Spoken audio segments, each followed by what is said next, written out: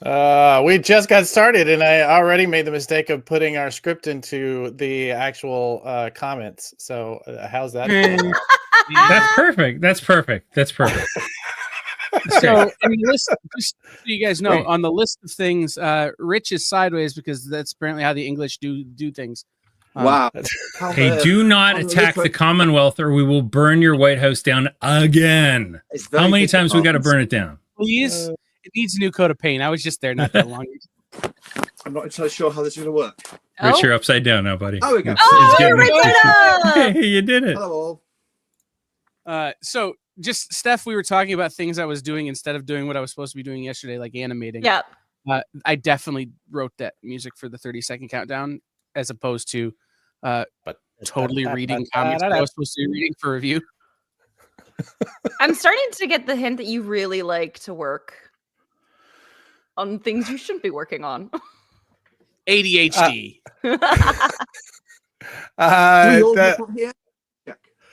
Yeah, we got you. So this, I just wanted to reach out on any audience that's already in. I just want to kind of explain what's going on here. We are about to go start our first scheduled live webcast. And this is we're doing a little pre-show banter, little moment for us to kind of get to say hello to each other and kind of relax into it. We will go live at 3:00, which is what we were advertised as, at which time we're going to be talking to our friend Rich Johnson. We're going to be talking to retailer extraordinaire Phil Boyle. We were going to be talking to Robert Myers, but apparently he's out sick today. So, and then later we're going to have a presentation from Kuyu Lang, who's going to talk about buying or selling a business, which seems to be the time for it. But in this time before that time, this is, we just wanted to honestly just kind of get our pipes warmed up, Steph's going to drink whatever it is out of that giant cup that she has. She's going to warm it up is what I'm saying. So I was wondering if you would warm up act. I was wondering if you were going to point that out because I actually have 3 drinks at my workstation.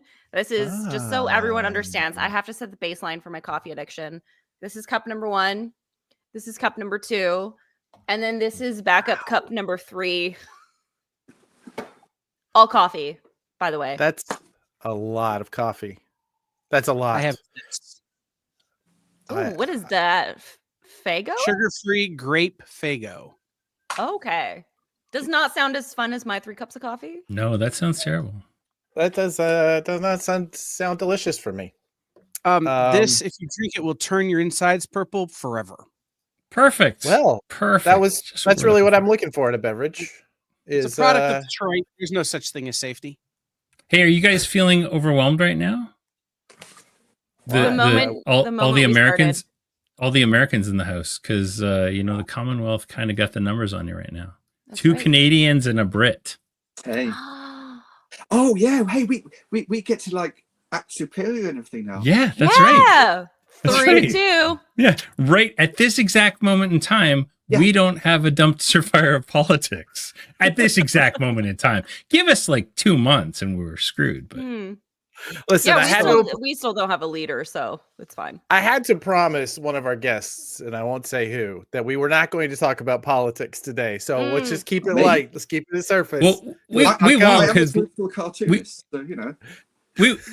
we won't. But luckily, we can literally say #not our president, because he ain't. but to be fair, none of them were. Yeah. Well, exactly. That's the beautiful thing. Obama, at any point in time, we can say #not our president. Okay. Geographically, I'm closer to the capital of Canada than I am the capital of the United States. Well, come on board. Our borders are still open for a little while, but we're planning on shutting them down pretty soon. And if you want to become a Canadian citizen, I mean, green cards aplenty out there. We're all going to get invaded eventually, I already am a Canadian citizen. Hello. Oh, surprise. I worked for Bell Media for 3 years when I was in my early 20s and had to move to Canada, so I got dual citizenship. Which okay, first of all, which Bell Media?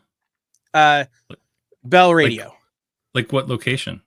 I was in Toronto and Windsor. working for 93.9 The River at the time. Ooh. And what year? This would have been 2009,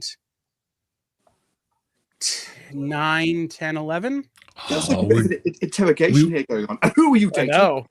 well, we were Very just like important. Deep Well, already. so I worked for Bell from 2001 until 2006 when I left Toronto. Now it all makes sense. Yep. Yeah. We just want to check his credentials before Yeah. we fully accept his citizenship.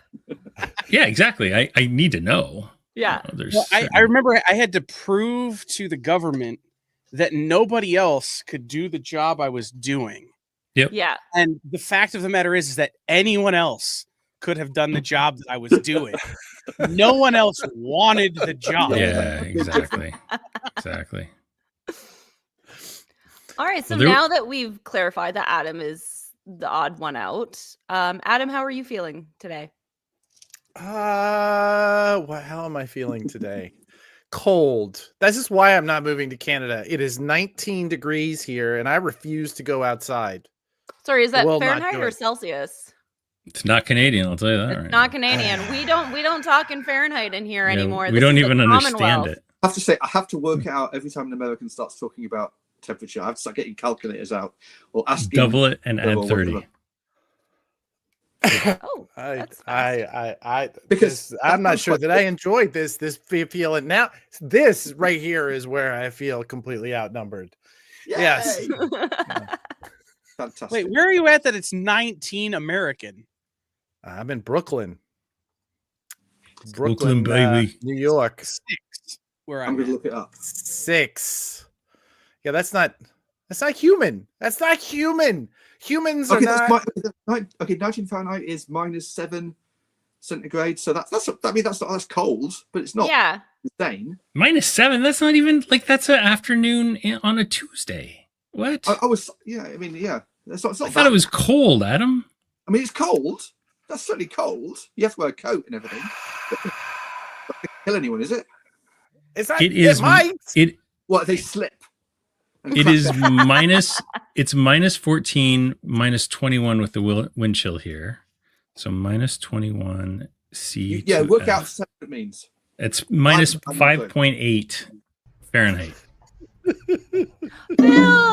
Phil made it. Hi, Phil. Hey. Hello, how y'all doing? Good. Good. Oh, there he You, is. Phil. Yeah, Phil. All right, we're about 5 Same minutes old, out same before old. we go live. Oh, is he the person you had to promise? I didn't say who I had to promise we weren't going to talk Definitely about politics to. I didn't say who. I'm Definitely. saying It was me. just let's keep it It- keep it light. it Let's was- keep it It was comics. me. That's all I'm saying. So we are about 5 minutes out from going live. This is again, we're having our little banter. If you are watching, there's I don't know, I can't see where the counter is. There's a few of you now watching.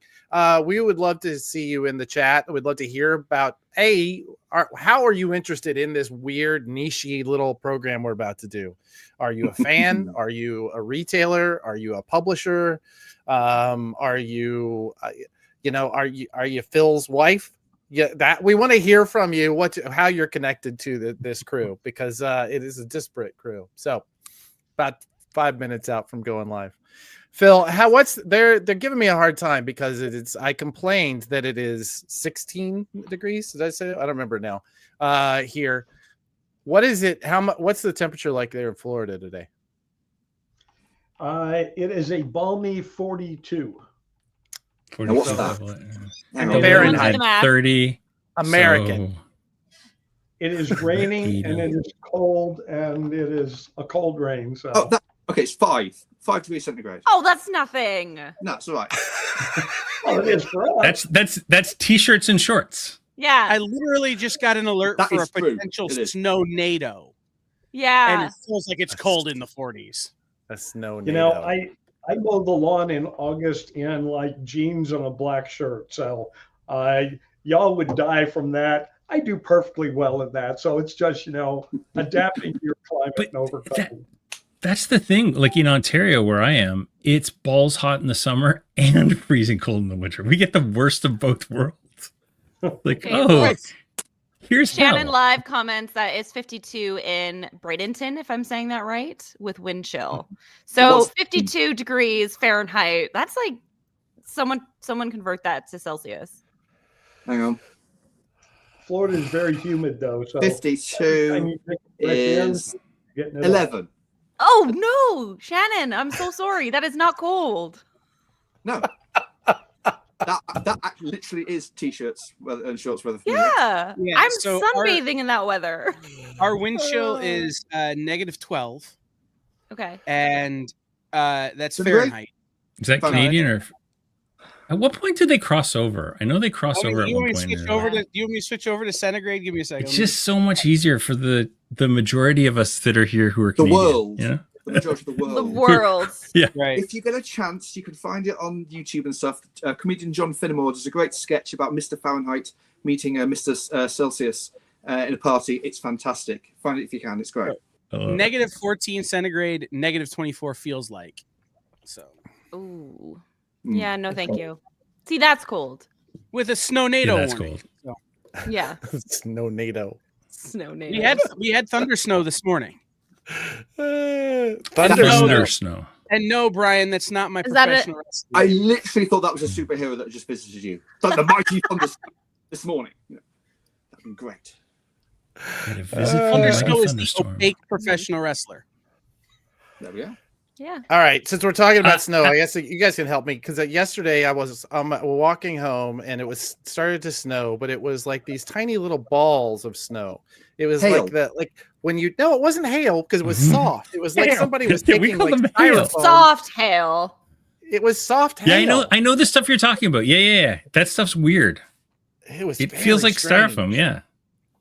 Oh, yeah, Yeah, did that's not like weird. it. Adam, do we only have the one? Do we only have the one chart? Yeah, Or do we this have time. more charts. This time we do have Okay. some bestseller lists, but just the one chart.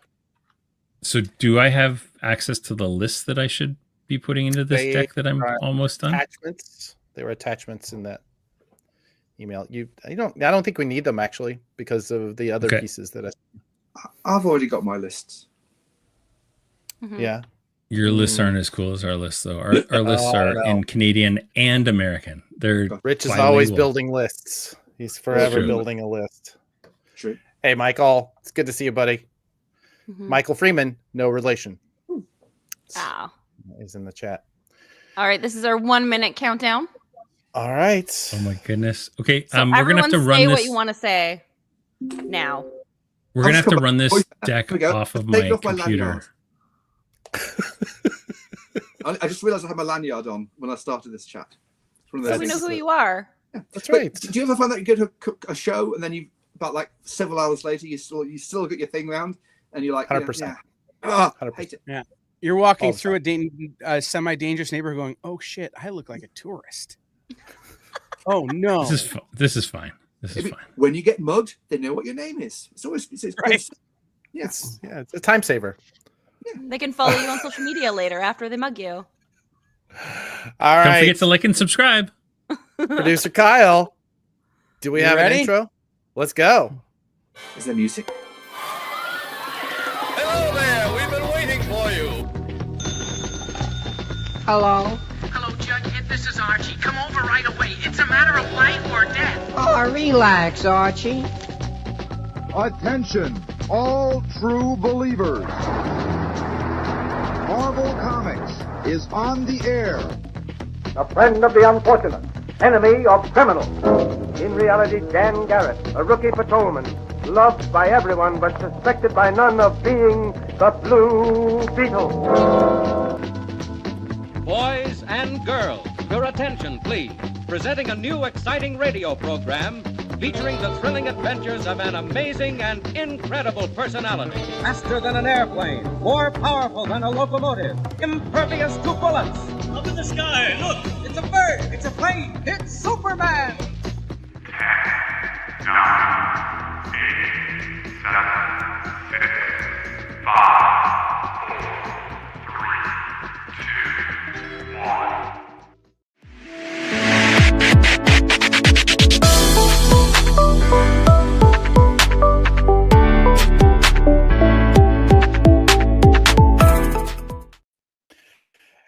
Hi, my name is Adam Freeman. This is Comic Industry Insiders Live. Normally, we have a podcast where our job is to talk to the people behind the scenes of the comic book industry and to get to know the tips and tricks and the secrets that they bring to their jobs that you can take to yours.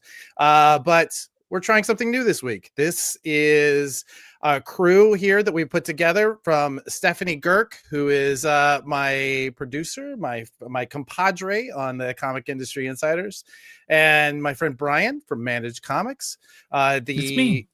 I would argue right now, I'm going to say it, the leading POS system for comic shops. Not a POS system, but that's. I don't think there is anybody right now who is coming. I mean, there are a couple of people coming up second, but we wanted to put this together because we felt like there was a gap.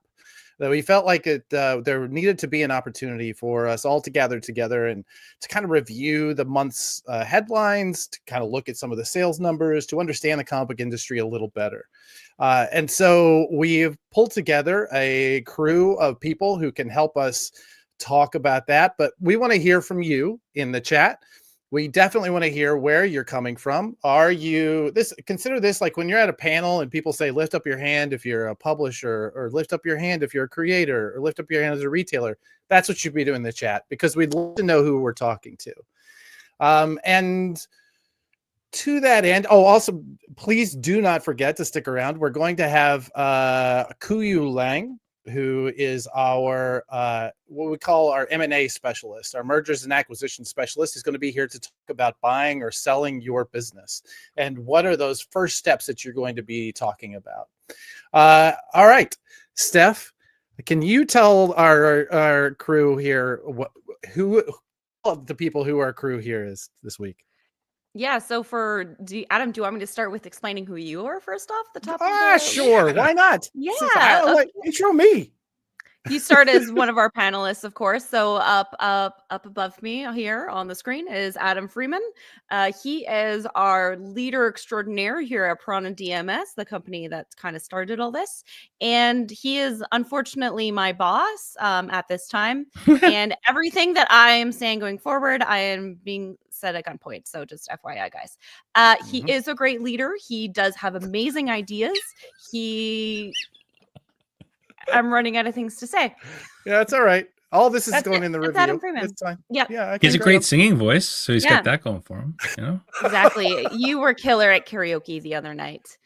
And then on top of the screen, we have Brian at Managed Comics, who Adam already has given an intro with. So Brian, other than saying what's to ya, I'm going to move on. Do it. And go on to our next guest panelists that are coming on board. So first off, we have Rich Johnson from Bleeding Cool. Hey! Rich, say hello. Hello. So, Rich Johnson, he is a reporter and a comic book writer, best known as the founder of Bleeding Cool, a website that covers both comics and geek culture.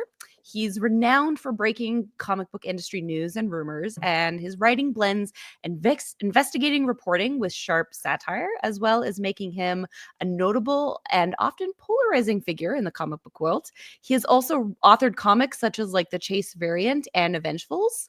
Welcome, Rich. Thank you for being here. Hello. Are you sure you didn't get Grok to write that? Because that was very, very nice. I'm not saying anything. Remember everything. I'm not saying anything. I'm moving on to the next panelist. Okay, good. Who is Phil Boyle from Coliseum of Comics. Let's bring Phil in. So Phil Boyle, he is also a renowned comic book retailer and is the founder of Coliseum of Comics, one of the largest and most successful comic stores chains in the United States of America.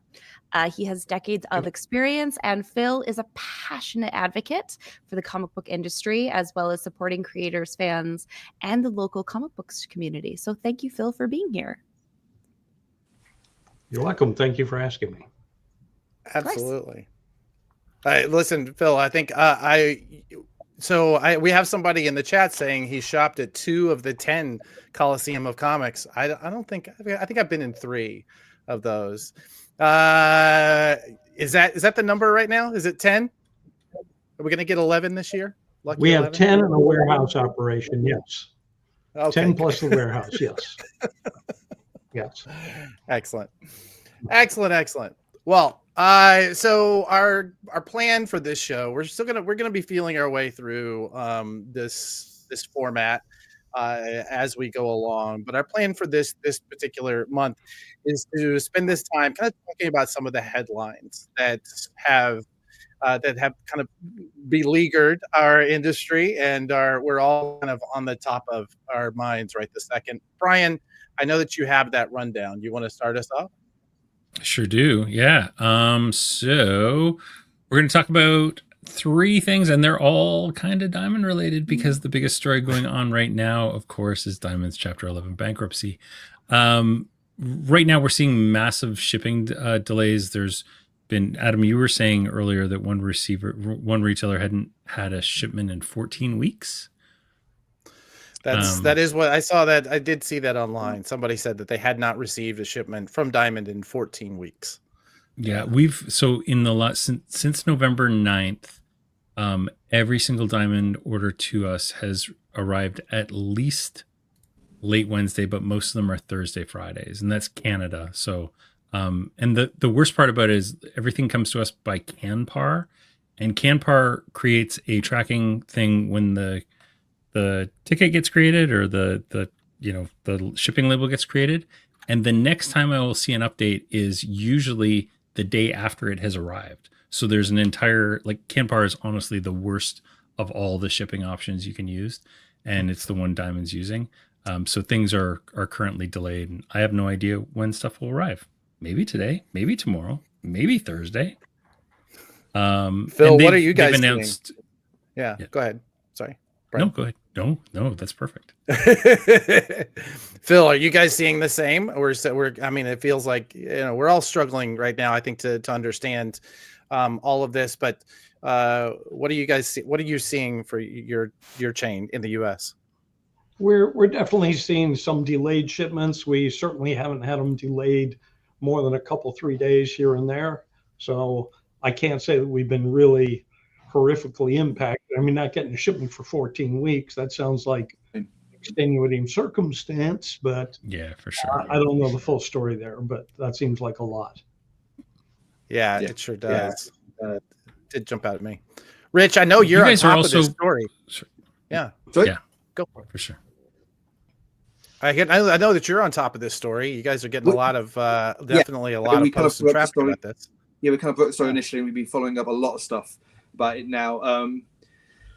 Yesterday was, I'm writing about this in a piece that will probably go out on Bleeding Cool tomorrow, but yesterday was when it properly kicked off. The bankruptcy started yesterday. 13 weeks for Diamond to sort everything out, to make sure everyone knows who's buying what. All bids have to be received. All things have to go through this situation. And then 13 weeks time, we then find out what state Diamond is going to be going forward. But right now, you've basically got a 13-week pause. So Diamond they're not going to get sued for stuff. They're not going to get taxed for anything, but they've got 13 weeks to sort it out with the various financial bodies they've been working with. So it's, and so all the things that are owed people, all the delays, if they can sort it out by then it's fine. It'll continue. If they can't, then we're going to be in a whole different story. And a lot of people are going to be in trouble. I was at the London Toy Fair early today, and I was talking to a lot of vendors just in the UK who've got so much stock in the US warehouses, and they have no idea if they're going to be able to get it back, depending on what's going to happen. So that's another thing. People looking at all the money that's owed, that they've declared on all the money that haven't been paid off to the people, that doesn't actually include the stock yet. So think about how big those warehouses is and all the stuff that's in there. If they go from chapter 11 to chapter 7, I don't know. I mean, will people get pennies on the stock? I don't know. So I'm really hoping that, everything does go the way that they're saying it will go, and they will find buyers, and they will find credit, and they will find a way to continue in some form or other. Because if it doesn't, I mean, right now it's just the start. Right now it's just like there's so much more pain to come if it doesn't get sorted out. I think that this is obviously top of mind for all of us, because if this had happened even 5 years ago, which it would not have, because the part of the reason of the last 5 years is what reason that they are here. But if it had, that would have been the end for most of our industry, because we were so dependent on Diamond back then. But I'm curious, Phil, specifically, let's assume that in 13 weeks that does not happen. You have one of the largest organizations in comics. What does that mean for your organization if Diamond does not come out of Chapter 11? Quite frankly, I think the biggest hit is going to be to the very small publishers that Diamond has been very good to for a very long time. I hope they're still, in a position to be paying them, because they can't afford not to be paid. A lot of them are working on pennies on the dollar, if that. A lot of it's a passion project, which means they're not getting paid at all. It's their own money going out of their day job to pay for this passion project. That's going to be the biggest hit. And how it's going to affect us is going to be, outside of being able to get those products, it's not going to impact us a lot. We currently get a lot of things through alternate publishers, alternate vendors, alternate going direct with manufacturers and all for our chain, just because of the size that we have for our chain. But a smaller operation, a single store operation, will not have access to a lot of things like Funko. They won't have access to a lot of the back of the catalog that Diamond carries without trying to open up 2 and 3 more vendors. And there's just not the bandwidth for a lot of stores to be dealing with, first we went from dealing with Diamond, then it was Diamond and Lunar, then it's Diamond, Lunar, PRH. Well, we deal with 40 vendors in my chain, but I know that most operations don't have that bandwidth. They just don't have the time and the people. Yeah, do you have any recommendations for those kinds of operations, how to deal with this problem? I had to deal with this many years ago, before there was a singular distributor. And it's just a matter of, you've got to focus on what you're going to carry. You have to prioritize what you're going to carry, and you have to put your time into those items that your customers are looking for and that are sellable at a margin. The thing I've always said, and I've told other stores, if you carry everything that people want, you carry everything, period. They don't care that you don't carry those few items that they're not going to buy. They care if the items that they want aren't there. So you got to focus on that stuff and let some of the other stuff go. I do have a question just from the standpoint of a customer, actually, just because a lot of customers don't necessarily understand how the comics industry works, and they see that Diamond has declared bankruptcy, and a lot of them don't even know about Lunar. They don't know about Penguin Random House. So what are people saying to you guys, or what are you kind of hearing, and how are you going to reassure them that it's not the end of the world for comics, that the fact that Diamond has declared this bankruptcy, this Chapter 11? We just let them know that Diamond is one of, 40, 50 vendors that we use. They carry some products. There's double over on a lot of them. So we can get a lot of products, even from other sources, if we can't get them from Diamond. So we've reassured them. We will get your comics. We will get, the other items you expect and want. And we'll be here whenever they come in. So. I just want to pick up something that Phil was talking about small publishers. I mean, that is, I think, the Diamond difference, if there is any other. Diamond did something that no other distributor had really done before, the way they did. They basically gave an international reach for the smallest of publishers anywhere in the Western world. And no one had done that before. You could just put together a tiny comic book and it could be ordered from across the states, across the world. And no one had really done that before Diamond. And to some degree, I think a lot of people took that for granted. And that is the thing that's going away. Lunar don't have enough space to take on that many publishers that Diamond does. PRH don't care. They want the big ones. They don't want the smaller ones. So you're going to have a change in the way that a lot of the geography of comics is going to look if Diamond does change. And it's going to be a bit more insular, be much more bigger publishers, and everybody else is go to Kickstarter, because there's not going to be the space for you in the big distributors anymore. Unless, of course, somebody else comes along, does something else. These things do happen. I agree, but I think there also is a huge opportunity, and I'm kind of I can't believe that I'm the optimist here. I'm always the pessimist in any group. I think there's a huge opportunity for, groups like SourcePoint Publishing to get together and create kind of smaller mini distributors that aggregate a bunch of those little houses into one bigger place. So I think there's still a ton of opportunity here. And I think the next story that we're about to hit, Adam, see that? That's I think the Look kids at call you. that a segue. Segue. Yeah. We're like real broadcasters. Oh, there we go. Yeah. Vault it has announced that they're going to go direct to retailers. So as of February 3rd, they'll be doing some direct to retail work, and they're going to initially offer a 50% discount. And I believe it's going to be like if you sign on before February 28th, you're going to get free shipping for the first 6 months. After the first 6 months, they're going to qualify your discounts based on order volume. So that's definitely, I think we'll see more of this kind of thing. It's definitely a hedge against, Diamond. And it also gives these guys a little more power over their distribution stuff. It would be quite good if Vault actually published something. They're strong. So there's the cynicism we were looking for, Rich. Thank you. Strong. Especially it's the isn't it the Led Zeppelin graphic novel and Money Shot, and that seems to be it at the moment. There must be, hopefully they've got some more comics coming. That would also be good. Yeah, for sure.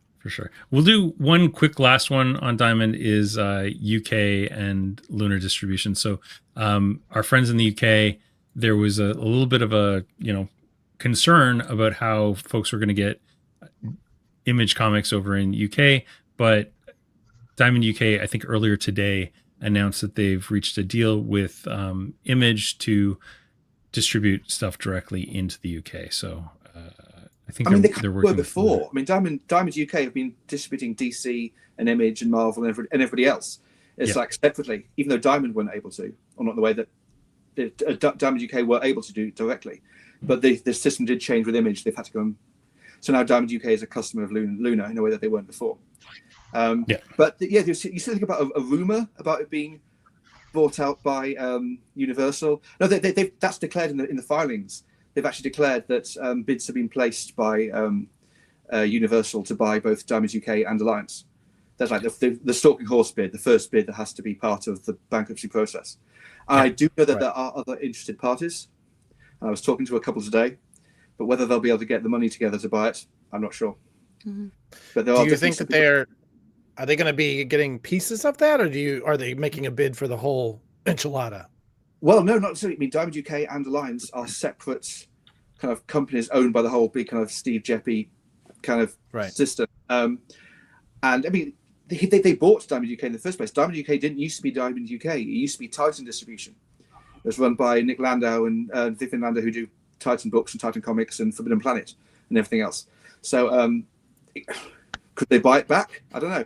There's certainly quite a few people who would like to buy it back. The other thing is Diamond UK and Alliance, which is also named in this, from everything I understand, are ongoing concerns. They're profitable businesses. They don't have the problems that Diamond US have, or at least don't have as much of the problems. They don't have to go bankrupt. So these are viable businesses which can be purchased and hopefully help bring money into the whole thing. But as far as I understand, that is going to happen. Whether it's from Universal or not, that have to wait till all the bids are in. But those are going to be sold. Charles LePage has an interesting question, Brian, that is directed at you. But if publishers like Vault become their own distributors, will services like Managed Comics be able to receive all the splintered shipping info? Yeah, for sure. So the only challenge really usually is invoices, but Vault is actually part of the Comet standard. So we've been working with them to improve their data anyway. We have data for everything as it is. And so we'll be working on individual kind of things as we need to. But if worst came to worst, you can still intake that stuff just by scanning in the individual items. And it's just as easy as, well, it's not quite as easy as uploading a CSV, but pretty easy. But for sure, data is our number one.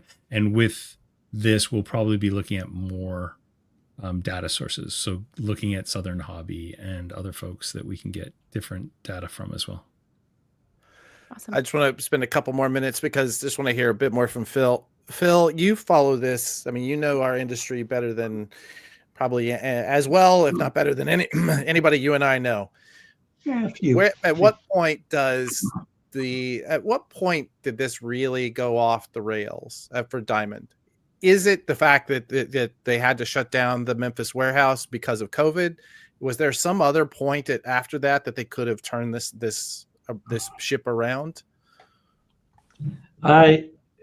It's really not for me to say entirely how Steve should run his business, but I can say that I remember the days when Glenwood went under, Capital City went under.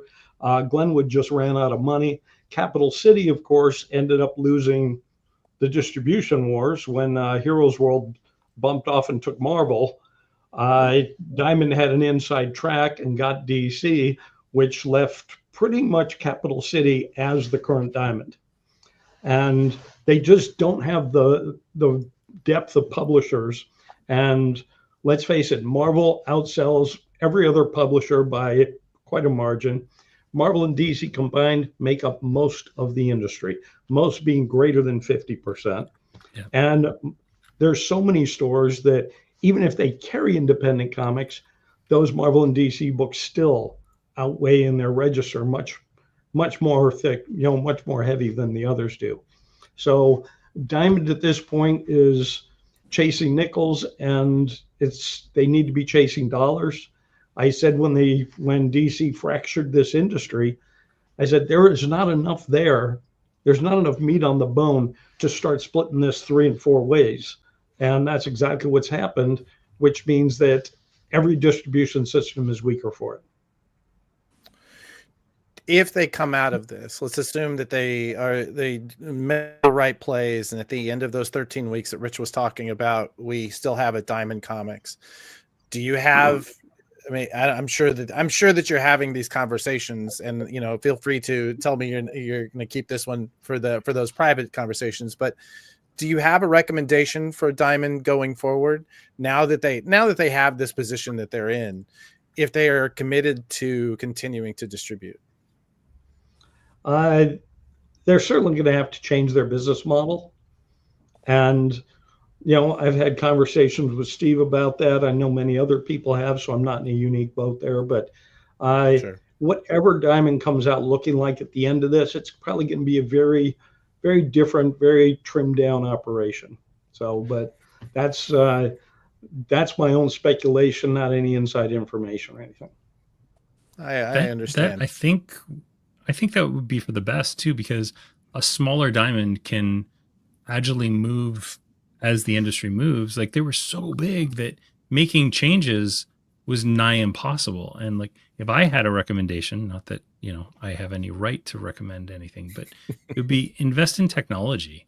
Like, that Memphis warehouse is a beacon of technology, right? If the rest of their infrastructure was as good as the Memphis warehouse, they would not be in nearly this situation right now. I think if they would have listened when people were asking for specific things 5 or 6 years ago, I think, some of it was just they were the big player and nobody was coming in. So I think they have a chance to reinvent themselves a little bit. And I think technology is the play that I would be seriously investing in. Rich, do you have any last thoughts on this before we move on? Well, I would ask you guys, who do you think would buy Diamond? Prana. Is in the marketplace. Who do you think would actually pony up the cash and buy them? Amazon. More likely. Yeah, Amazon. Yeah. No, I don't think I would say that my understanding, I've talked to 2 or 3 different people now who have worked for Amazon trying to figure out how to crack the comics market for them. And they never quite get there. That Memphis warehouse is designed to push single issue comics out to the world.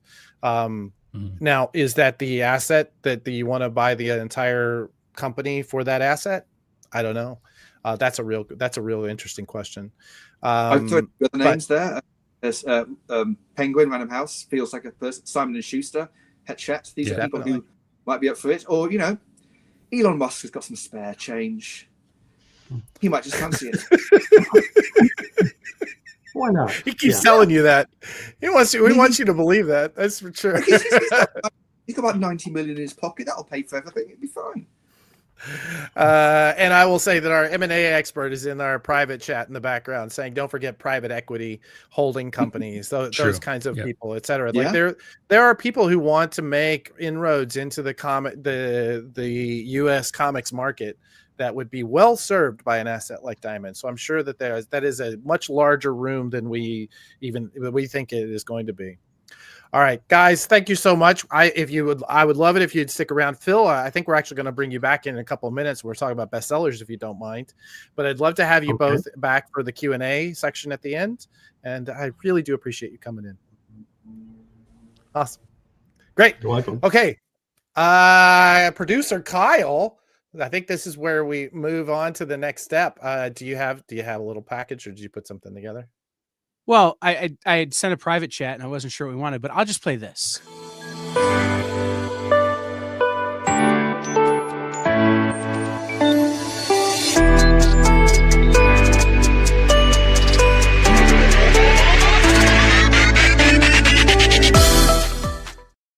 I love this. This is so good.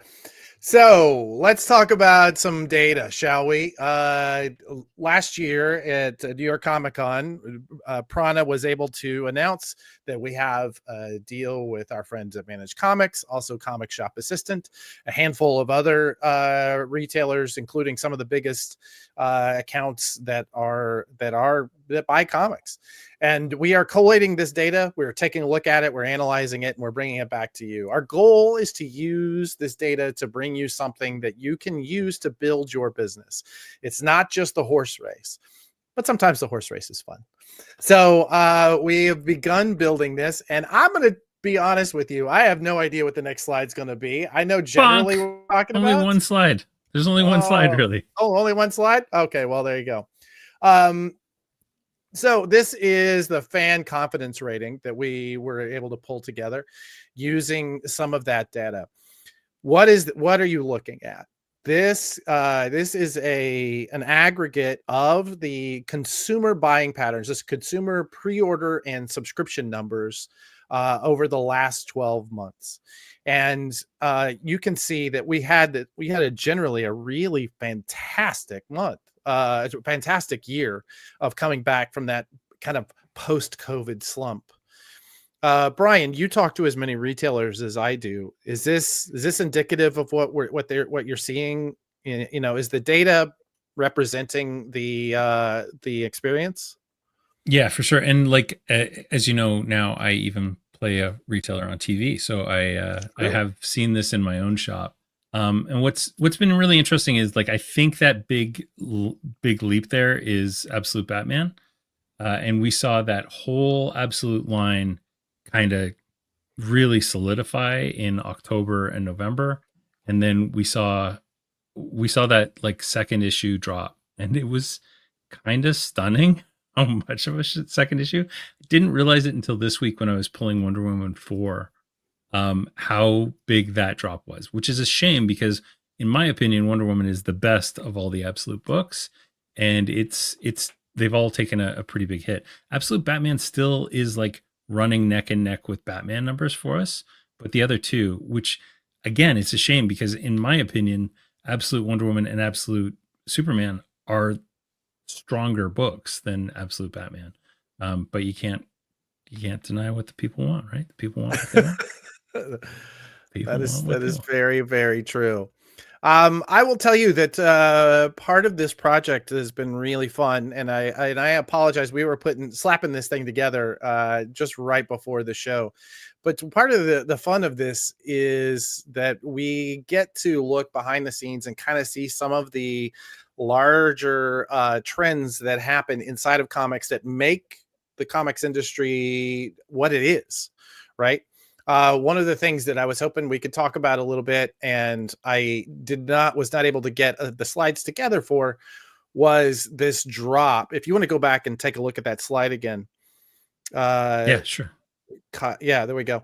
That drop that you see, that November, December drop from October, we see these are pre-order numbers. So that September spike is for November sales. Right? It is for the pre-orders that mostly will arrive in November.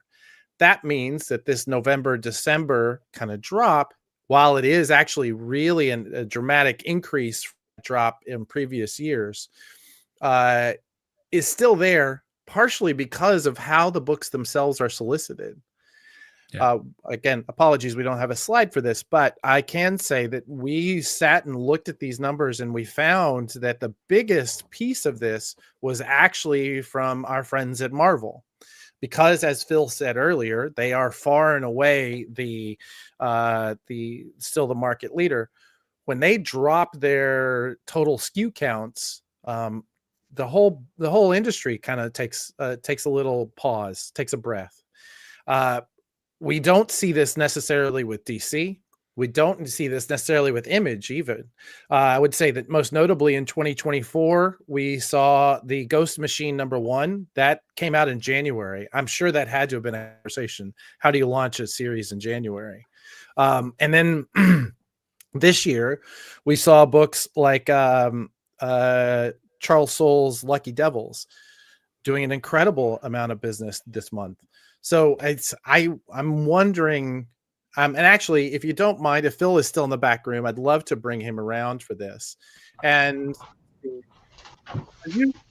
Phil, this actually brings us to a real question that I've always kind of wondered. Do you feel like the sales that are happening in January and February, the lower sales months, is that because of what you're given to sell, or do you think that consumers are just taking a step back?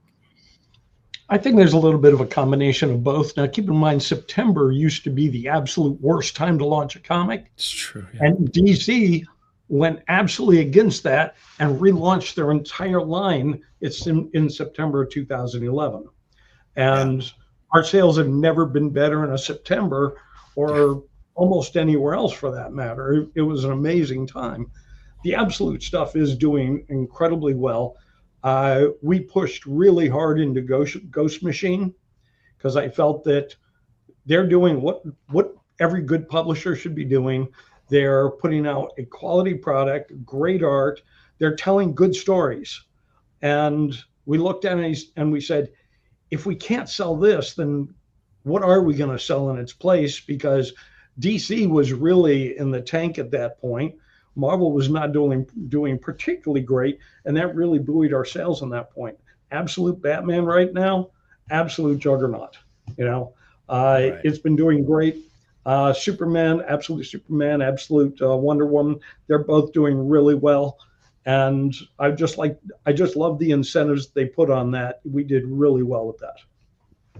That's wonderful to hear. Do you think that if in that instance, I'm looking at just the A covers, what we saw was something like a 40% drop just for these 2 months, and then it comes back up. Do you think that if they were able to, I don't know, plant a flag in January, February, would that buoy that part of the year up, or do you think that just immediately detract from somewhere else? We see our customers, our regular customers, every week, every month, every 2 weeks, whatever it is, and they don't stop coming in January. A lot of times there's just less things for them to buy. Now, granted, there are some credit card bills that may be visiting them, like the Ghost of Christmas Past, but for the most part, people are still in there. And if it's a good product, I don't need them necessarily to not keep the heat on during the winter. But maybe, instead of buying Budweiser this week, we buy a couple Absolute books, and that's a win for us. Because we've always said, I'm not competing with the store down the street, God love them and I wish them well. I'm competing with the movie theater. I'm competing with the skating rink. Yeah, there's still one of those around here. I'm competing with bowling. I'm competing with everything outside the comic book walls. And there's not enough people coming into those walls these days. So give us good product. We can sell it. I don't care when it is. I have one other. I spoke to a friend of mine in a publisher. Won't say who it was, but I was talking about this theory and kind of just positing: could you just own January, right? If you wanted to, could you own February? And knowing that Marvel's taking a step back, And one of his responses was that he felt like retailers themselves are just, they pay off the bills that they gathered in November trying to stock up for the holidays. They pay off those bills, and then they're like, whew, okay. And then they step back. You have, not only have you been in a good place of seeing your own businesses order, but I know that you see a whole lot behind the scenes in the stores that you either coach or end up purchasing. Do you see that as a cycle? Is it probably retailer led, do you think? I mean, that's kind of a loaded question, because I can't sell what I don't have. All right. If you give me a good product, give me Absolute Batman in January, I will sell the hell out of it. I don't care when you give me Absolute Batman. Give me a Paste Pot Pete miniseries. I couldn't sell that in the best of times, so it's all about the quality of the product. I believe I probably lost a lot of people with a Paste Pot Pete reference, but there we are. Man, I don't know. My son would be all in. He's 16, so you got him. Very true, Jenna, and I hope it does really well for you. Well, speaking of doing really well, one of the stories that we saw as one of my favorite outlets, Brian, you were telling me about this story. You want to bring that up? Yeah, for sure. Yeah, so David Harper's Sketch.com, he does an annual interview with a bunch of different distributor or publishers. And during this conversation, he had some great conversations where last year it was a lot of doom and gloom. This one looks kind of promising and uplifting. And there was a lot of really, really good quotes in here, including Steve Anderson of Third Eye saying that company-wide we were up 35% over 2023. And keeping in mind that includes a new location. We had Tulsa, Oklahoma's Impulse Creations and Comics and Collectibles saying 2024 was up 22%. So folks are saying they're up. If you read the full article, one of the interesting things that gets mentioned is that while overall foot traffic in a lot of cases was up, what people noticed was that the per transaction amount was down a little bit. So you're having more bodies come in, but not as much stuff going out per person. So that's kind of interesting as well. Over the Christmas season, we saw a lot of the opposite on that one, we saw fewer transactions, but the dollar per transaction was higher. That's awesome. So we saw the opposite on that, and it may just be, your geographic location wherever you are. It could be what the economy's doing, what the tourism looks like. Obviously, being in Orlando, we see a lot of tourism, and it varies. It varies hugely, depending on the locations. So I have stores in Jacksonville, Florida. I have stores in Tampa. I have stores in Orlando, and I see different trends in just those different cities within the same state. So I'm sure if you're going to Texas or Manitoba, you're going to have some very different results. For sure. Yeah. It's interesting because at the Comics Pro virtual thing that happened in October, there was a talk on like book scan numbers and trends. And one of the big things they said to watch out for was grandparents, because grandparents tend to spend more than parents because parents are a little more strapped. I wonder if kind of demographics and stuff, right? You're in the Sun Belt and you're where all of the Canadians go to retire. I wonder if there's something to that could have played into your transaction numbers going higher. Absolutely. We do kind of lean into some of that. We're getting more kids stuff into the stores because we're seeing grandparents, we're seeing parents who are seeing us as that scholastic place. And that's kind of a big part of the business. It's one of the biggest growing parts of the business. Mm-hmm. Yeah, that makes sense. I have no doubt. Awesome. Well, thank you so much, Phil, for bringing us that insight. And we'll tell you that stay tuned to this show each month. Part of the reason why we set it on the date that we are setting it is because we want to do it. It's the Tuesday after the third Thursday of the month, when the third Thursday is when we release these numbers. And we're going to be digging into these. Steph, I can listen. It works. The Tuesday after the third Thursday. Yeah, that makes a lot of sense for people. Going forward, we will be posting a schedule on when essentially for 2025, we'll have a schedule of when the live show is happening. That way you don't have to remember that it's after the third Thursday of every month. How hard is that to remember? The Tuesday after the third Thursday. It's so simple. It's not confusing at all. Hi, Morgan. Hey, Morgan. Absolutely. Yeah, You're absolutely 100%. right. Yes. Yeah. Wonderful. All right. Well, thank you guys. I appreciate your help in putting this together. And I think right after this break, we're going to have Kuyu Lang is going to bring us some of his expertise in buying and selling businesses, because we know that's right at the top of a lot of people's minds these days. So, producer Kyle, I think you can roll an ad if you've got one. Away. FOC, a comic industry term for the final day a new comic can be ordered by a local comic shop. So, what does that mean to you? Well, it's your last chance to order a new comic book from your local comic shop. Order up! The FOC show will go over every book that's about to be cut off every Friday afternoon. I'm going to highlight some of the stuff that I think is really worth paying attention to, so that you can put in an order at your LCS for as many copies or as many variant covers as you want. Sometimes the store needs to know to up their orders. Never miss out on a popular comic again. Order up, part of the experience.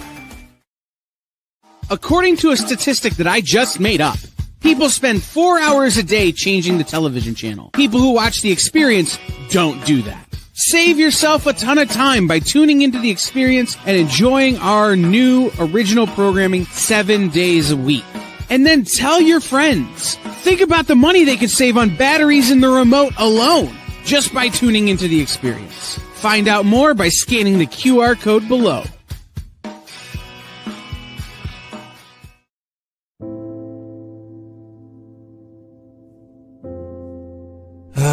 Boring old Tuesday. Kick it! Anyway, let's get to it. Henri Copen scours collections and comic shops to bring you the biggest deals on beautiful comics. I'm very eager to sell these books. Plus, he smashes those other boring sales shows. Henri's got fire, excitement, personality, key books, Momo books. Pixie! Momo books for you. A cute dog. Weird accents. 69, bro!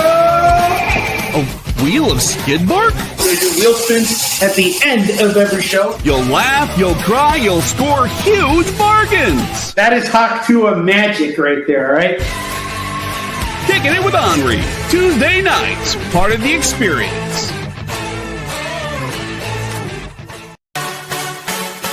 Twitch, it's not just what happens when you have too many energy drinks anymore. Check out our content over there, too.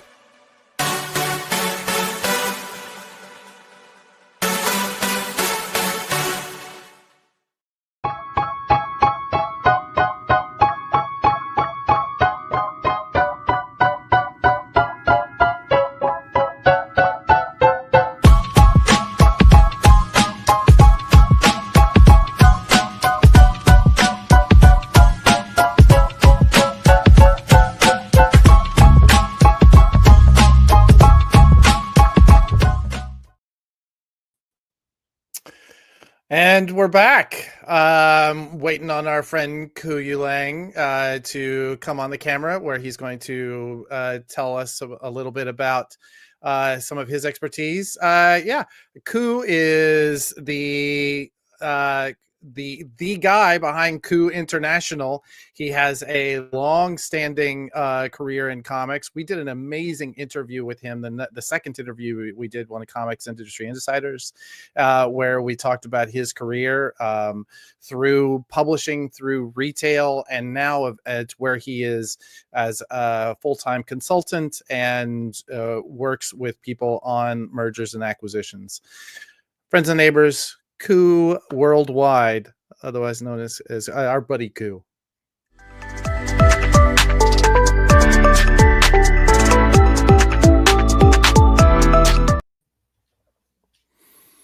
Hey, my friend. How are you? Hey, Adam.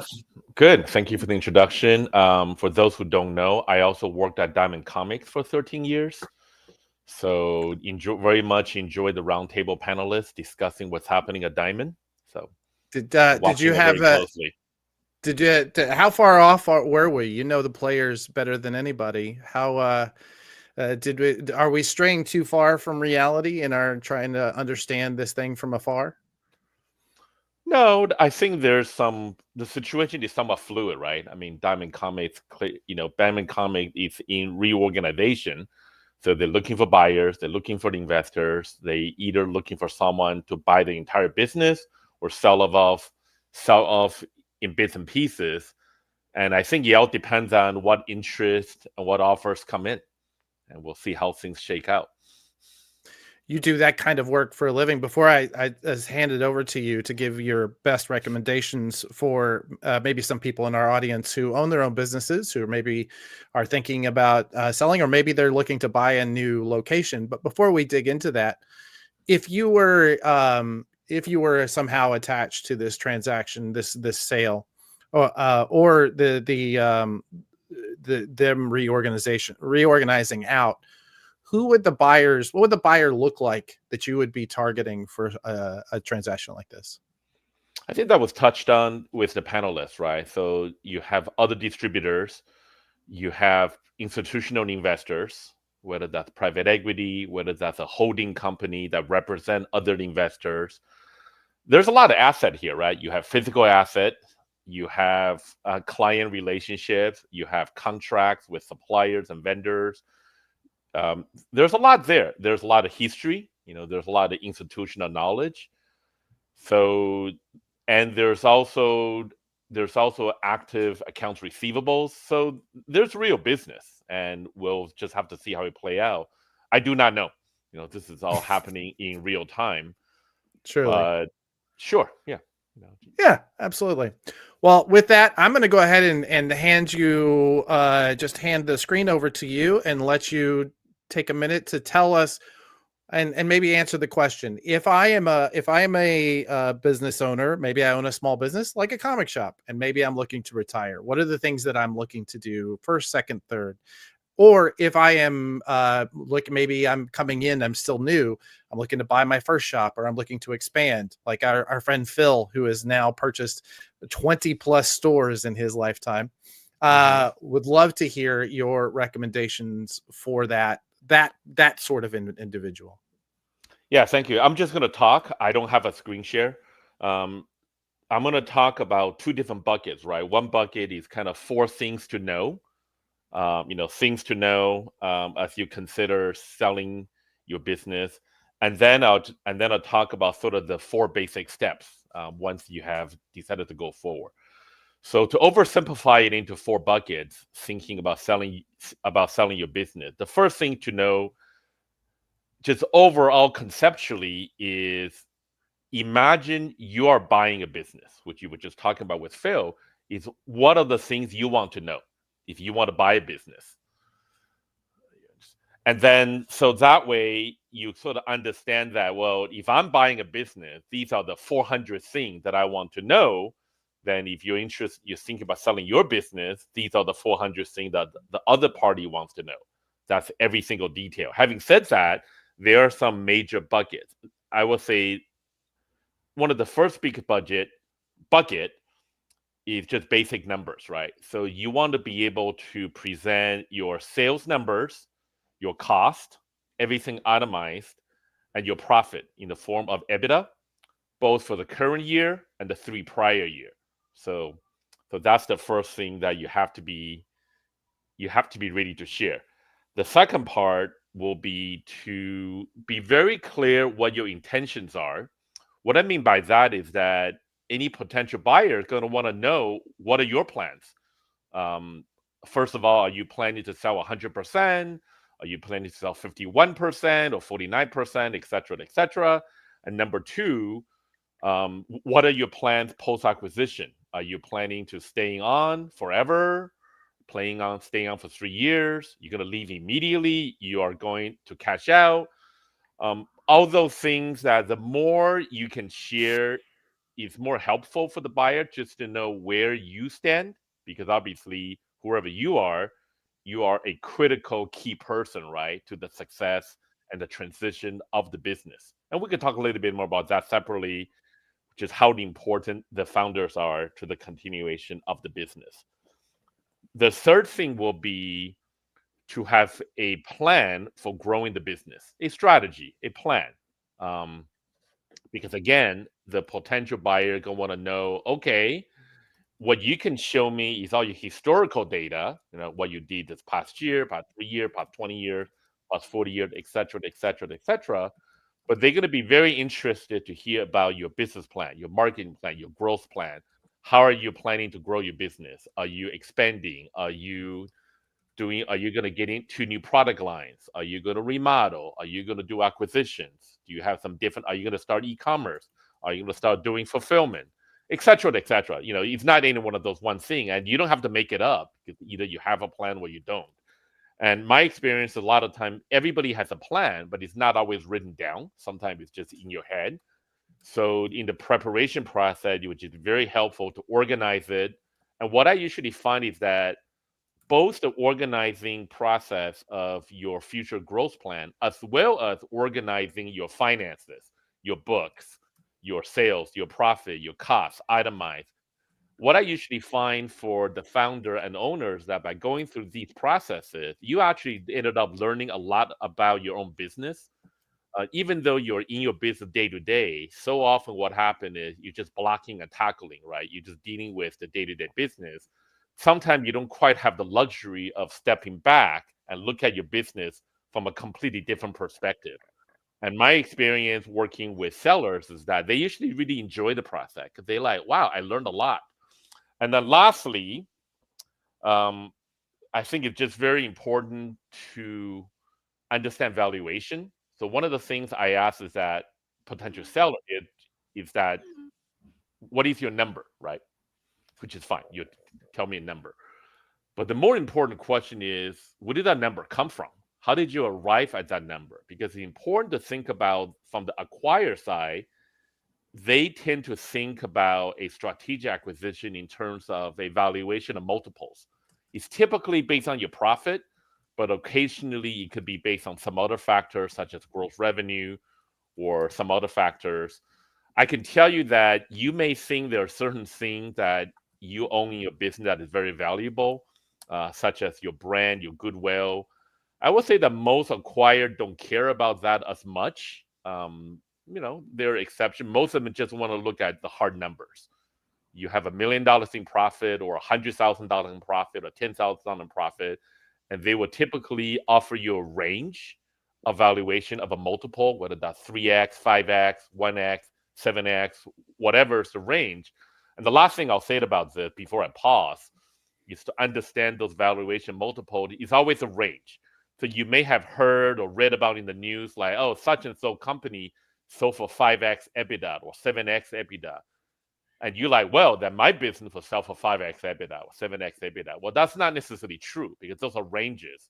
And a lot of factor goes into the valuation of the business, including how healthy is the business, how profitable, how stable, and is there a plan to grow, is there an opportunity to grow, is there debt, is there cost issues.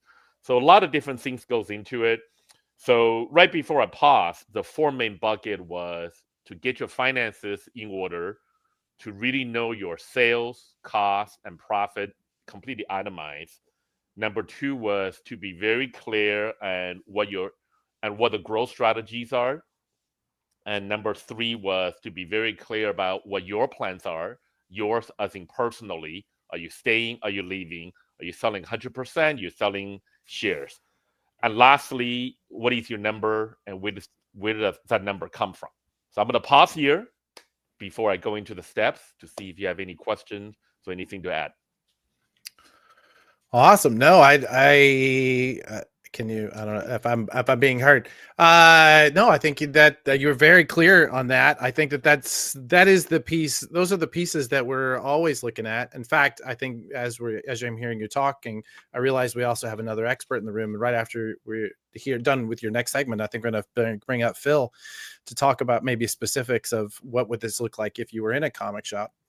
I would say that really those pieces, where do you think, in your experience, what is the one that trips people up the most? Is it the pre-prepared planning? I mean, we're all running businesses. We all should know where our finances are. Is it which one of those is the one that is usually the biggest stumbling block? It's usually finance. You may think you run your business on a very tight ship, but depending on the type of acquirer, they may have a very specific request or question that you were not prepared for. For example, let me give you one example. Maybe you've been running a business on a cash basis, right? $1 comes in, $1 goes out. Makes sense. But some of the more larger company, they don't do business on a cash basis. They do on an accrue basis. They do what's called GAAP accounting, right? So that's just one example. But there's other examples like that where you've been doing things one way and it works for you and it's very clear for you and it totally works for your business. But a potential acquirer are going to ask for things like, right, but what's your accrue accounting? Or what is your trial balance? Or what is your balance sheet? Maybe you don't do a balance sheet because you don't have to. Because your business, your business inside and out. So those dollar are some comes of the in, examples, dollar goes out. Dollar goes in, dollar comes out. Your inventory, but finance is usually where things trip people up because there are just certain things that other people ask for that you're like, why do I need to do that? But it's what people look for. Yeah, no kidding. Awesome. All right. Well, yeah, I'd love to hear the next section that you have prepared. Okay. Very quick. Let's just talk about steps, right? So you're thinking about selling your company, your retailer, your publisher, etc., etc. And then what's the next step? So step one is to put together your team, your professional team. This could be an M&A broker or banker if you decide to go that route, accountant, tax attorney, lawyer. So very straightforward. Put together a team. Don't do this alone. We all need experts. We need plumbers, and we need electricians. We need experts who are specialists in their field. And more importantly, they're also your sounding board. So any question you have, you want to run, you have a team that basically works for you. Number two is kind of segue to what we just talked about, which is clean up your books, make sure everything is organized. And you typically put this into some sort of a secure data room so you can organize everything yourself. So here's all your contracts, here's your supplier contract, vendor contract, here's your P&L, right? Here's all your bank statement going back 3 years. Here's all the taxes, et cetera, your inventory numbers. And you want to make that completely organized so when you are ready to share those information, it's out there. You're not scrambling at a later stage. The next stage will be to prepare your go-to-market presentation. This typically works in two forms. Typically, there's a one-pager, which is kind of a teaser, just kind of a one-pager that wants to whet people's appetite on what your business is, why they should be interested. And if they want to know more, then you send them the whole presentation, which is typically called a confidential information memorandum, or CIM, CIM for short. And that's your entire presentation, which could be anywhere from 5 pages to 50 pages, depending on how much information you want to share. And lastly, on this step, I mentioned earlier about the data room. All that information is there. You typically do not share that with a potential buyer until later in the process. That's in the beginning, that's just for yourself.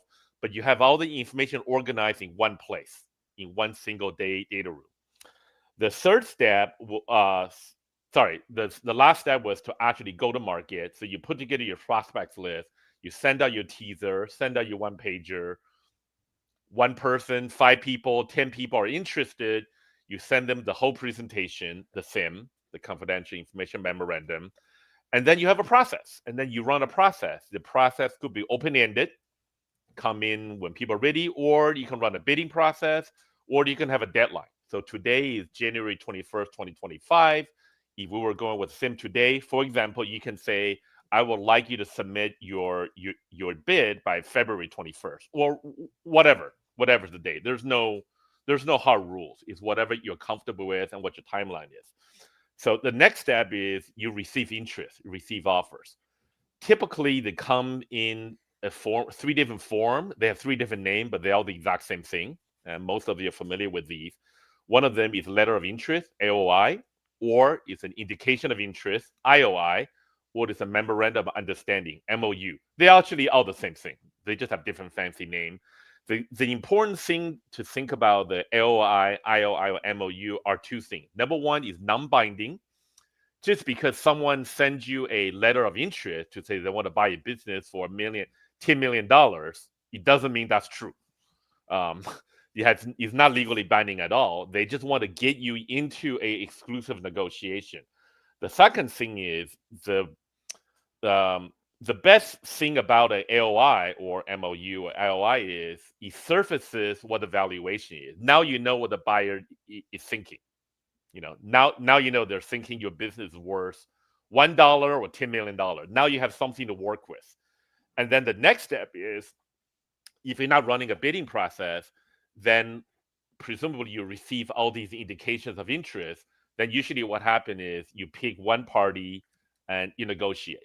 And you would normally agree to an exclusive negotiation period. Could be 6 months, could be 3 months, could be longer, could be shorter. And then you actually negotiate every single point, not just the purchase price, but the percentage of acquisition. Is there any kind of an earnout? Is there going to be employment contract, salary, working capital? Is there going to be a separate dollar amount for investment to expand the business, expansion, remodeling, acquisitions? And the last of the steps is, assuming you went through all that, is that you go through a due diligence process where the acquisition party will basically go through samples of everything you have. I think the important thing to understand is that due diligence is different. That is different than an audit. An audit, meaning they will look at everything, right? So let's say, for the sake of argument, you have 1,000 contracts. An audit, they will want to read all 1,000 of them. A due diligence, typically they don't. They want to see a sample.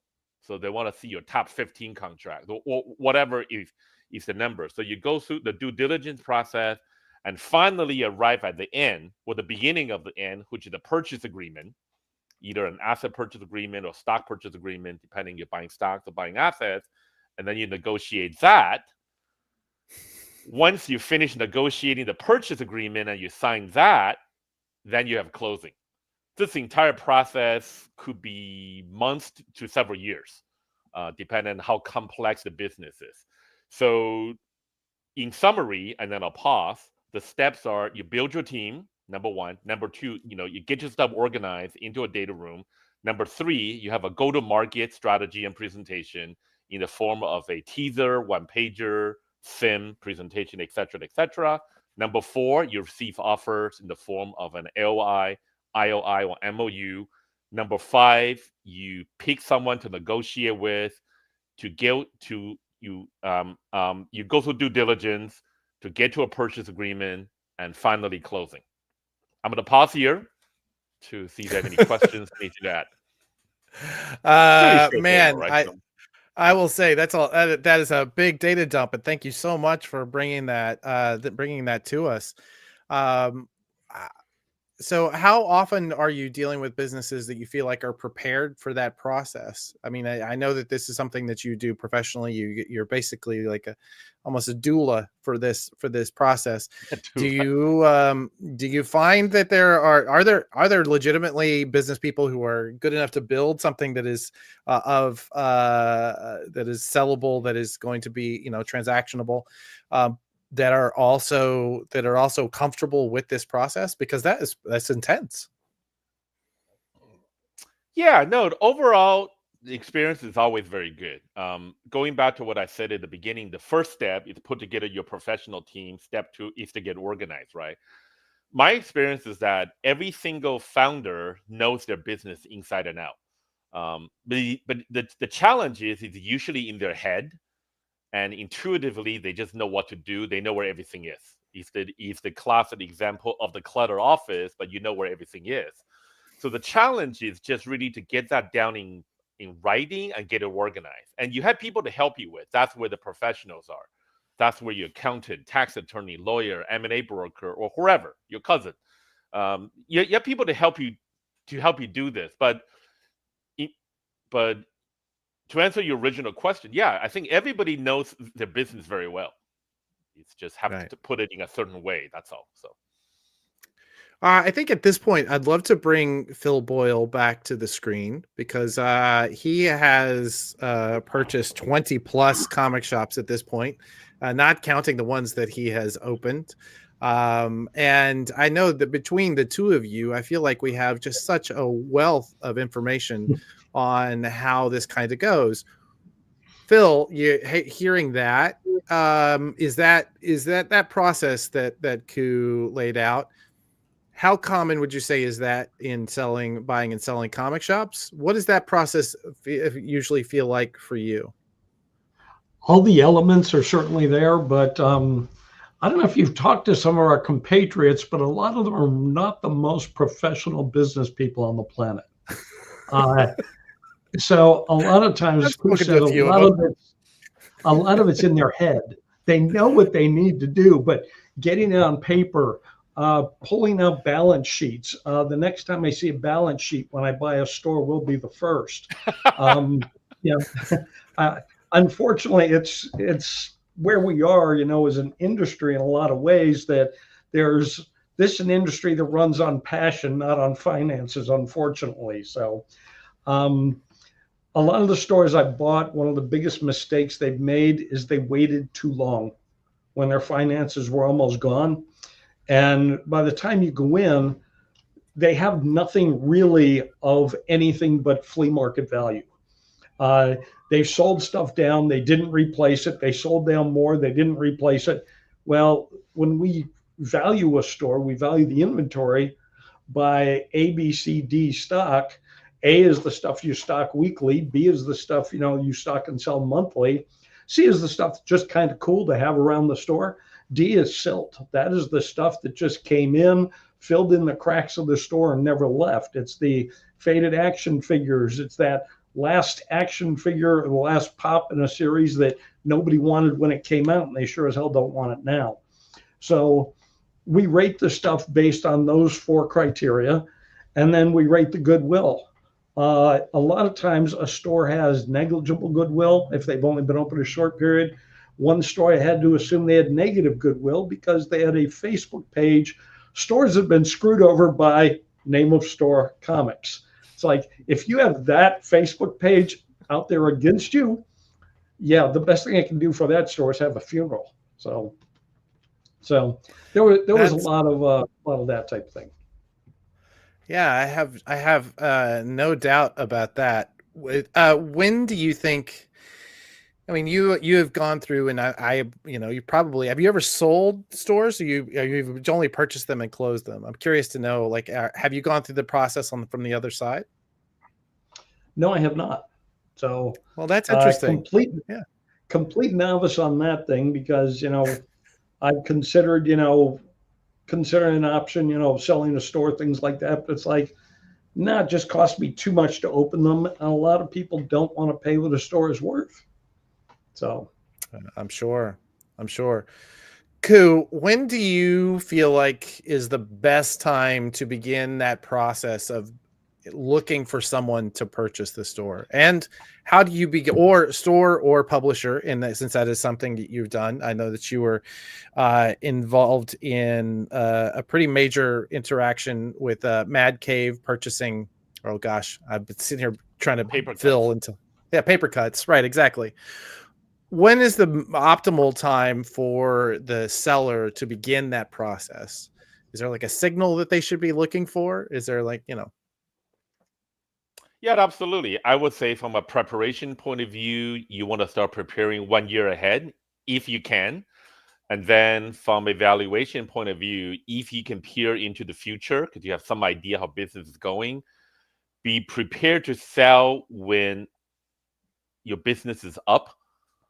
Because remember what we talked about earlier, the buyer is looking at valuation based on your numbers.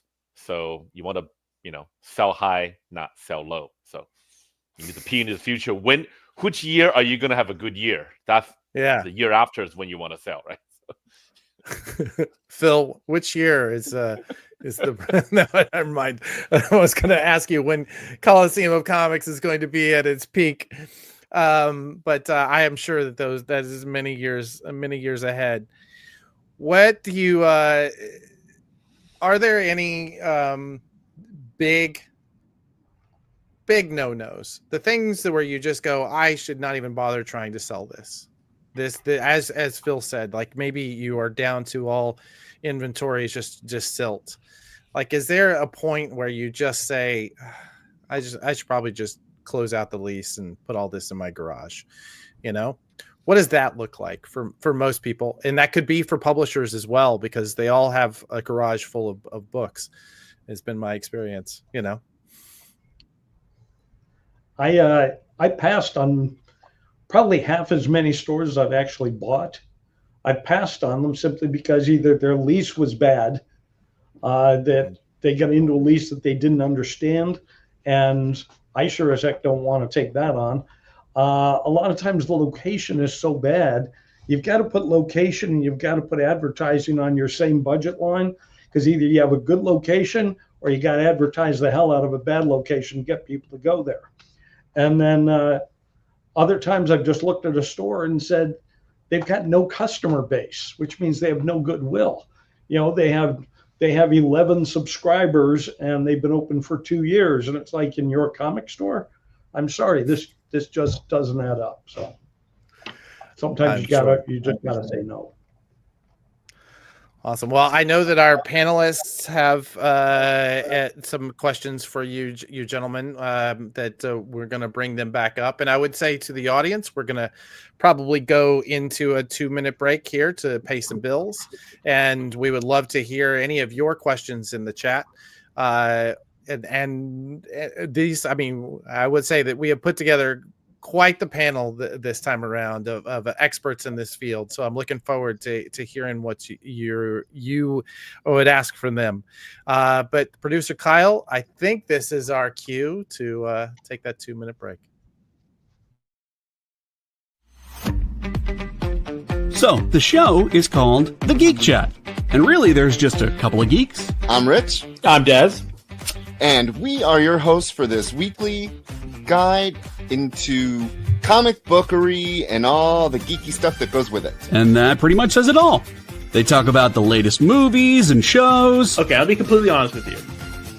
Overall, D+ movie. So the end. Did you know who that is? That's She-Ra, yeah. Yes. The new #1 comics of the week. We rep Samuel Jackson and we rep Mace Windu. I passed on this. I was like... No regrets.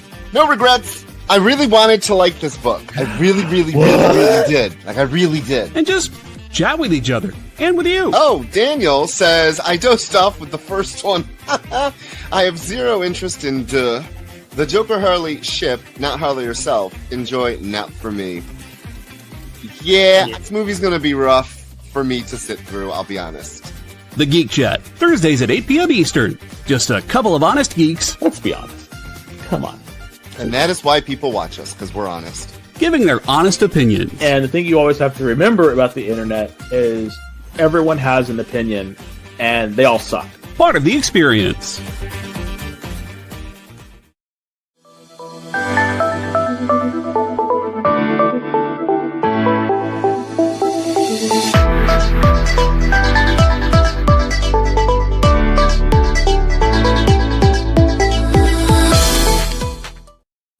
I love that last ad as an intro to this last group here. But I really, because we all have opinions and we suck. Is that apparently? What? Speak for yourself. I'm fine with that. I had to talk those guys out of opinions are like assholes. So, well, I'm glad. And the end of that statement is they're all just on the internet now. Oh, that's excellent. Awesome. I know that in our conversation with Koo, Brian, you had some questions about assets and what their viability for sale. You want to dig into that? Yeah, for sure.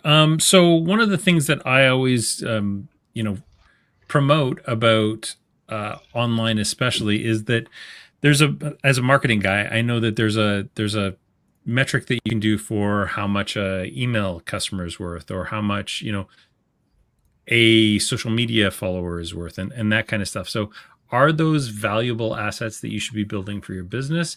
And a follow-up question is, if you have a decent kind of tech stack where somebody can come in and absorb a stack of technology that isn't, maybe a 40-year-old computer that's running, Comtrack. And I'm not dissing Comtrack in any way, shape, or form.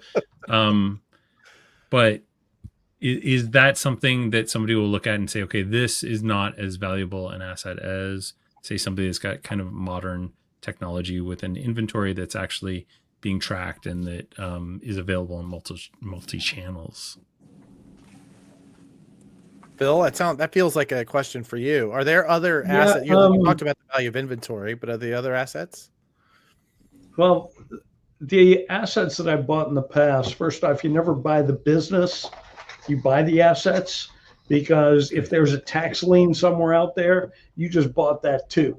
So, you bought the back bill at Diamond, you bought everything. Buy the assets. That's how I buy operations. The assets that I'm looking at, how new is the technology? And a lot of times it's like, I just need the subscription data. You can take the computer with you or drop it in the dumpster on the way out, because there's no value. I mean, the last one, I think it was a 486 that they had on their front counter, which, yeah, they probably was Comtrack in the back, which I used back in the day. Other assets we look at, Coliseum, we have our own whole printing setup where we have full color printers here. My son brought this into me here. We just printed this for our Super Saturdays. We can print full-size posters. We can cut things. We've got Cricuts where we can cut out Spider-Man masks. These are all things that we've got that they're permanent assets for the business, and they have value to them. Most stores, they have used fixtures. They have a lot of things that just don't have much value beyond the initial, hey, here's the setup. We're going to put our comics on the boxes or on the tables, and the value of a table used is about $20. So there's not a lot of value in a lot of fixtures and such. Interesting. So have you seen stores where that value was maybe, I mean, you said that you buy assets, not the business. Have there been stores where maybe those assets were so healthy that it wasn't really your kind of buy? Or are we just generally speaking, we're looking at everybody kind of? I haven't had a store approach me yet that I couldn't afford. So that you couldn't what? I haven't had a store approach me to sell yet that I haven't been able to afford. It's not like they've had so much in assets that it's an unreachable sum. So gotcha. A lot of them one person operations, one man operations. Yeah, I've seen that as well. And I think we've seen some of that through some of the survey data that we've seen recently from like the Comics Pro folks. Can I share a little anecdote?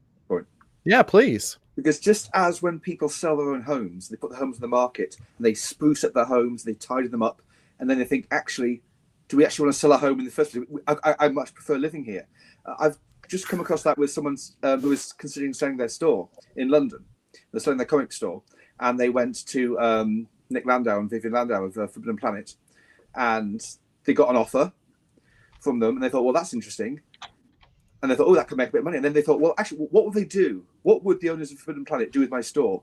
Well, maybe they bring in a few more toys. Maybe they expand a bit, maybe a bit bigger.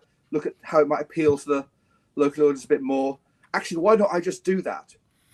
Because if Forbidden Planet want to buy my store, maybe it's it could be a little better than it is. And now they've actually just slightly changed locations, moved into a better place on the high street. They've expanded it, and they're going to be reopening again very shortly. And it's kind of like, yeah, that's the other situation when someone wants to buy your store, and you think maybe you just haven't valued it yourself as much as other people do. Yeah, I remember Phil giving a presentation on just that idea. Yeah, why don't you prep your store like you're going to sell it, and you're going to enjoy it a lot more anyway, right? There you go. Yeah. Clean the employee bathroom. It's a great start. So I seem to remember your number one advice was to get rid of the storage unit, because that's the thing that's really dragged you down. Yeah. Wasted money every day. Put the stuff on a table in front of the store, sell it for nickels on the dollar. You'll make money better than just putting in a storage unit. And I'll bet you that half the stores out there are paying in the last 2 years, they paid more for the storage unit than the value of what's in it. I can almost guarantee that. That's good. Especially when we live in a just-in-time ordering society. Like my business partner, who I just bought the business from recently, he would buy tons and tons of boxes and stuff like that. And I just look at that stuff as just wasted space. Like I don't need 6 months of boxes when I can buy them a month in advance, right? Like, yeah, 100%. Yeah. Brian, you just went through the process of buying a store. You mentioned that. Was there any part of that process that surprised you? No, for us, it was because we've now traded the business back and forth twice. I sold it to him in 2011. I just bought it back off him. And this time I didn't want any of his stuff because he has years and years of just like accrual. I really wanted the customers, and I wanted, a very, very small subset of things. But my intention is we've got 120 subscribers right now. I intend to grow that up to 300, and then eventually I'll open a brick and mortar location in my city. But again, I'm very practical with this. Like I'm not going to be sitting behind the counter. I will have people who work doing that, and I will make a tiny little bit of money, kind of overseeing everything. But yeah, I can't sit behind a counter for the rest of my life now, unfortunately. I'd love to. But you can sit behind a screen and a microphone. Oh, 1,000% of the time. Yeah, for sure. We all have our talents. Yeah, exactly. That's right. Awesome. Well, I think we're kind of coming to a close here. I want to thank everybody on the screen. You guys have been wonderful.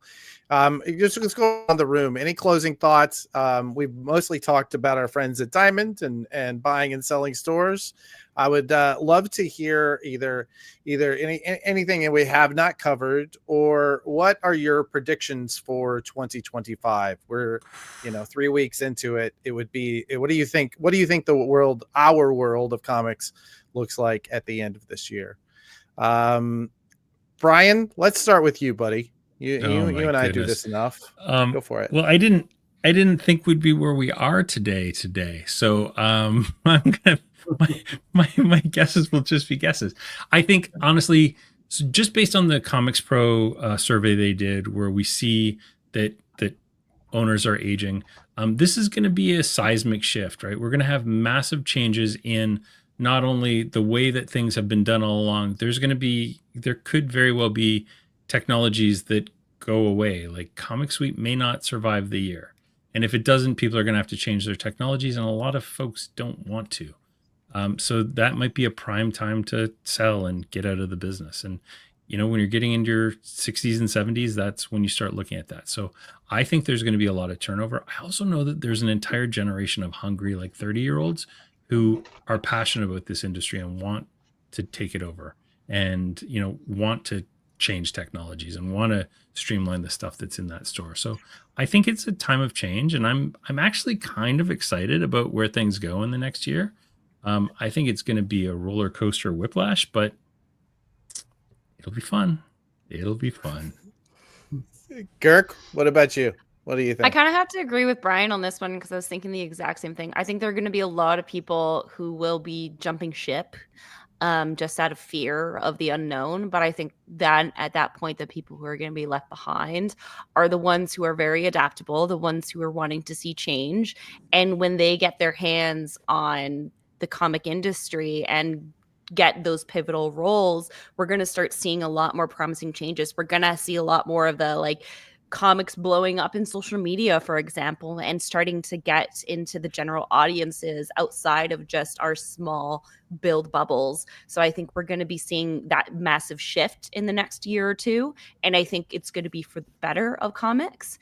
It may not necessarily, not everyone's going to agree with that, but I think as an industry overall, we're going to see a lot of change. It's going to be very hard, but I think the moment that we learn to adapt, we're going to be successful in the end. Rich, you love a good prognostication.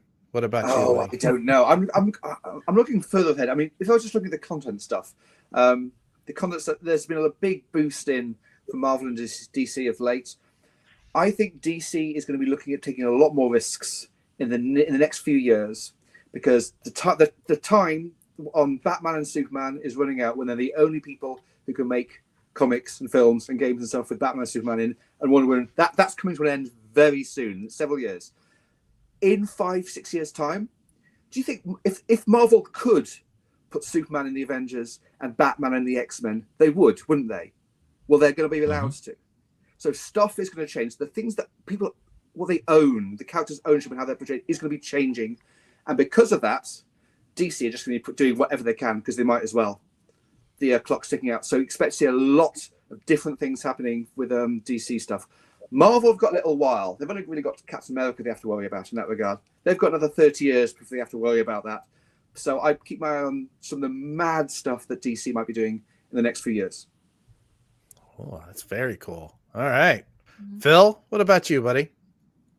Rich, I hope you're right on that. I would love to see DC doing more exciting things. So that's for sure. You know, Brian made some very good points about the retailer base has been growing for a long time now. And you can see just from a few of us on here, we are demonstrating that, you know, with great ability. Yeah,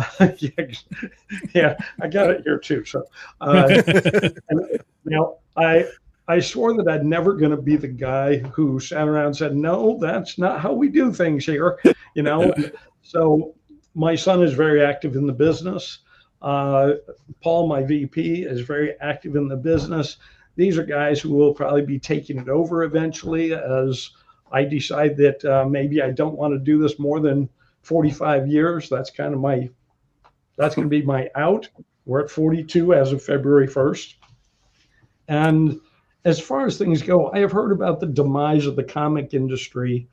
I think for 38 out of my 42 years. So we had a couple of really good years when everybody was all gung ho. But everyone's been talking about the demise of the comic industry.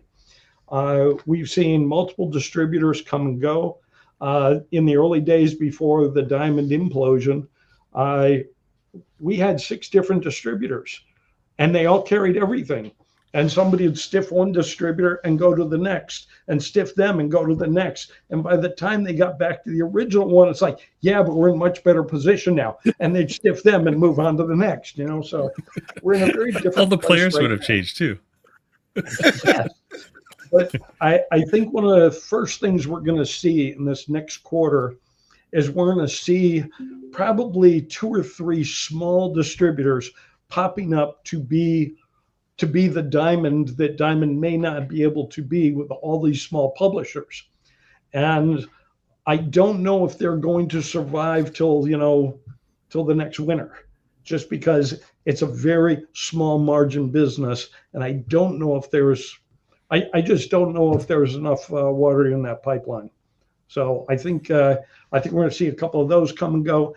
And I think the shakeout from this for a lot of stores that will not be able to adapt, it could be moderate. There were a lot of stores that were already having some problems, and I don't think those problems get any better with Diamonds cutting back on things.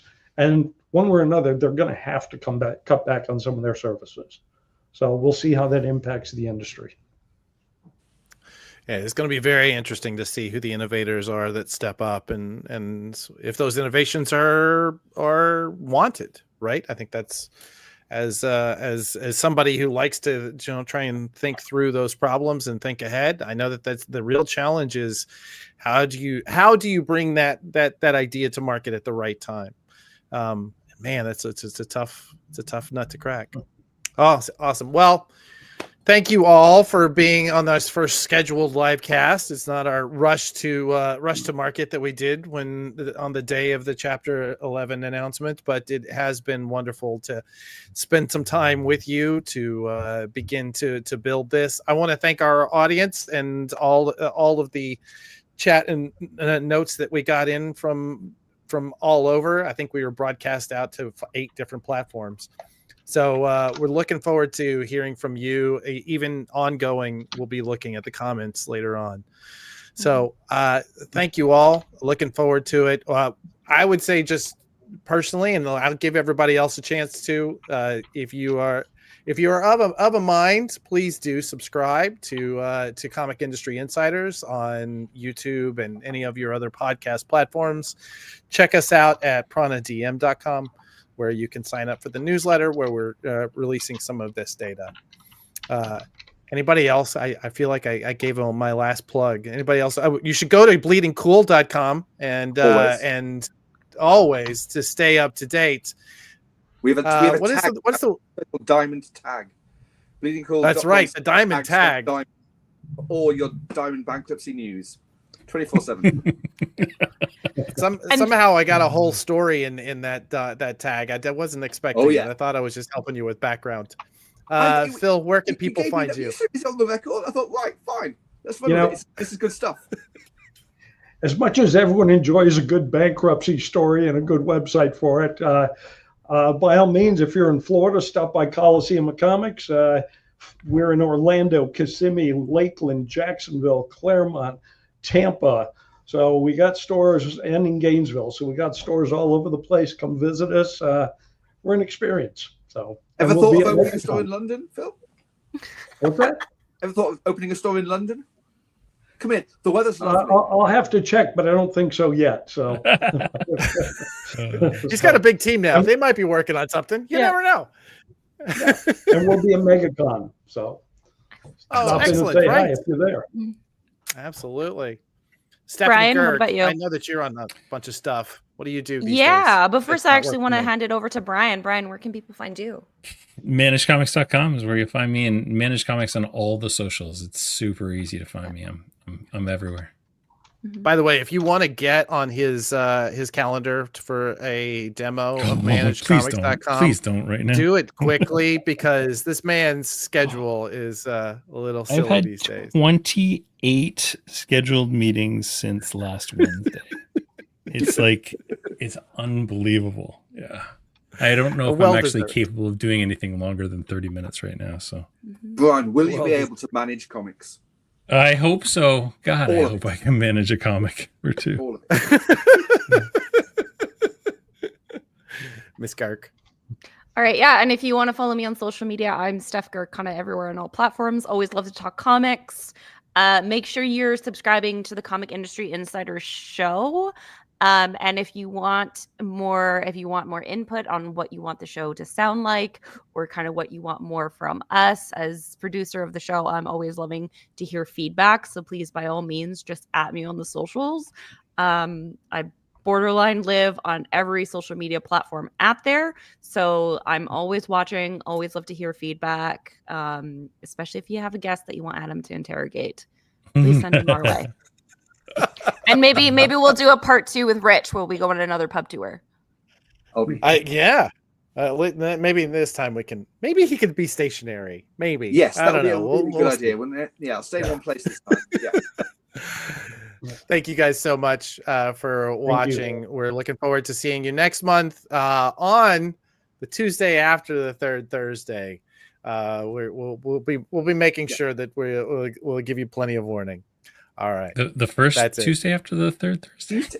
Is this like the first Tuesday after the third Thursday? February 25th, people. It's February 25th. Let's keep the guessing games out of this. Good stuff.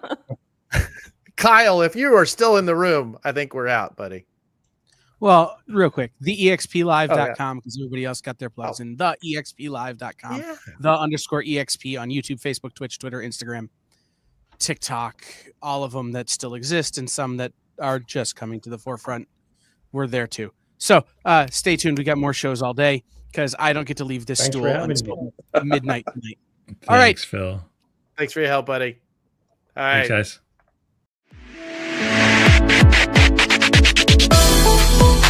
guys.